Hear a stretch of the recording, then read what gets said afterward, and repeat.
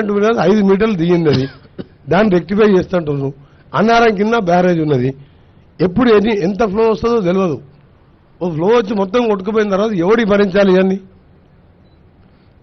రెండవది, అవసరం లేకుండా మీరు రిజర్వాయర్ పేరు మీద థర్డ్ టీఎంసీ తీసుకొని ఎవరో కేసీఆర్ బంధువుకు మీరు అది కట్టిపెట్టి నామినేషన్ మీద, అంటే అండర్స్టాండింగ్ టెండర్ మీద, అది అవసరమే లేదు థర్డ్ టీఎంసీ. ఆ రోజు కూడా నేను అసెంబ్లీలో చెప్పిన, ఇంత వేస్ట్ ఆఫ్ మనీ చేసి ఇలా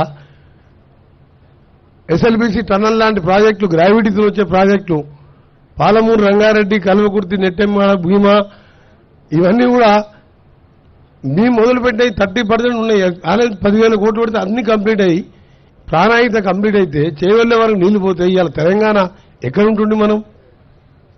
అందుకనే ఇప్పటికి రిక్వెస్ట్ ఏంటంటే, మీరు ఈ ప్రజెంటేషన్స్ ఇవన్నీ కూడా మాకు తెలిసినాయి. టోటల్గా ఇంజనీరింగ్ డిపార్ట్మెంటు సీఎం ఉన్నా సరే తప్పని చెప్పాలి మీరు.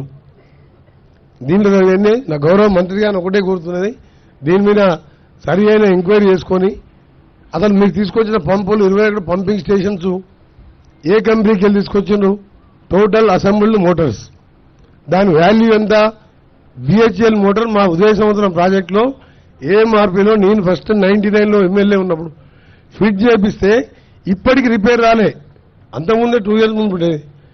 25 yearsలో ఒక్కసారి బ్రేక్ డౌన్ కాలే మోటార్స్. మీకు కూడా తెలుసు మురళి ఈఎన్సీ గారు, ఎప్పుడైనా ఫెయిల్ అయినా మోటార్స్. ఈ చెత్త మోటార్లు అసెంబ్లీ మోటార్ తీసుకొచ్చి 1000 కోట్ల రూపాయల మోటార్ని 4,000 కోట్లు ఛార్జ్ చేసాం. డిఫరెంట్ కంపెనీస్, స్మాల్ కంపెనీస్కి వెళ్ళి తీసుకొచ్చి అసెంబ్లీ తీసుకొచ్చి ఫిట్ చేసాం. ఎంత బాగా అనిపిస్తుందంటే మాకు ఇవాళ గవర్నమెంట్లో, మీ గవర్నమెంట్ నుండి సెటరేట్ చేద్దామన్నా సెటరేట్ చేయలేని పరిస్థితి తీసుకొచ్చారు మీరు. అందుకని ఆనరబుల్ మినిస్టర్ రిక్వెస్ట్ చేసేది ఏంటంటే, ఈ ప్రాజెక్ట్ని ఎలా చేస్తారో, ఏం చేస్తారో దీన్ని ఒక ఎక్స్పర్ట్ కమిటీతో పాటు ఈ మోటార్స్ కానీ దీని మీద కానీ సీరియస్ తీసుకొని ఈ ప్రాజెక్టుని పూర్తి చేయడం కాదు. మధ్యలో గౌరవల్లి ప్రాజెక్టు దాన్ని ఆపేసాను. అంటే అప్పటి ప్రాజెక్టు పూర్తి చేస్తే, ప్రాణహిత పూర్తి చేస్తే కాంగ్రెస్ ప్రభుత్వానికి పేరు వస్తుంది. గౌరవల్లి పూర్తి చేస్తే అప్పటి ప్రాజెక్ట్, ఇవన్నీ మంచి పద్ధతి కాదు. మీరు ఇంజనీర్స్గా మీరు అడ్వైజ్ చేయాలి. మీరు మీ మాట విన్నప్పుడు మీరు వెళ్ళిపోవాలి మీరు అక్కడి నుంచి. ఇవాళ మీరు బస్వాపూర్ అన్నారు, కొండపోచమ్మ నిండింది, మల్లన్న సాగర్ నిండింది. 10 గండిపేటలంతా కెపాసిటీతో 54,000 ఎకరాలు చేసిండ్రు. దాని కింద ఆలేరు, బస్వాపూర్, భువనగిరిలో మాకంతా డ్రైనేజ్ వాటర్ వస్తుంది. ఫీడర్ ఛానల్ తోటి మీరు ఒక 2 లక్షల ఎకరాలు నీళ్ళు వస్తుంది. మొత్తం 97,000 ఎకరాలు చూపించింది మీరు. మళ్ళీ థర్డ్ టీఎంసీకి టెండర్ పిలిచిండు, వానికి కూర్చోబెట్టి పని చేపిస్తున్నారు. మన నిజాం సాగర్ లిఫ్ట్ అంటున్నారు. గ్రావిటీతో కిందికి పోయే నీళ్ళకి ఎందుకు వెళ్ళలేదు మీరు? So I want to know point. Honourable minister కూడా చెప్తుంది, నిజంగా ఈజీ మినిస్టర్ గారు. కొండపోచం ఎప్పుడు నిండా ఉంటుంది, ఒక జస్ట్ ఫామ్ హౌస్ తప్ప ఎక్కడ పోవు నీళ్లు. I'm not criticising any government. ఆ గవర్నమెంట్ అయిపోయింది, దాని గురించి మాట్లాడుతుంది. మాకు బాధ అనిపిస్తుంది, ఎప్పుడు నిండా ఉంటుంది. కిందికి ఒక 400 ఎకర్స్ పోతుంది, 1 ఎకరా నీళ్ళు వస్తుంది దాని మీద. ఇప్పుడు నిజాం సాగర్ లిఫ్ట్గా మొన్న టెండర్లు పిలిచిండు. నేను ఇవాళ వచ్చింది కూడా మీ పర్మిషన్ తీసుకొని ఇవి తెలుసుకోవడానికి. నల్గొండ జిల్లాలో ఎన్నో 4-5 లక్షల నీళ్ళు ఇచ్చాయి.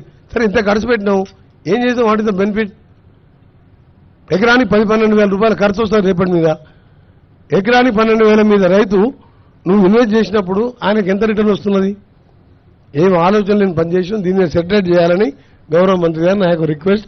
దాంతోపాటు బస్వాపూర్ అండ్ ఆలేరుకు సంబంధించి గంధమల్ల రిజర్వాయర్, ఆ 2 ప్రాజెక్టుల నిన్న నీళ్లున్నాయి, ఎక్కడ పోతలేవు. అది నింపి పెడుతున్నారు, ఎక్సెస్ అయితే మళ్ళీ సముద్రంలోకి వదిలిపెడుతున్నారు.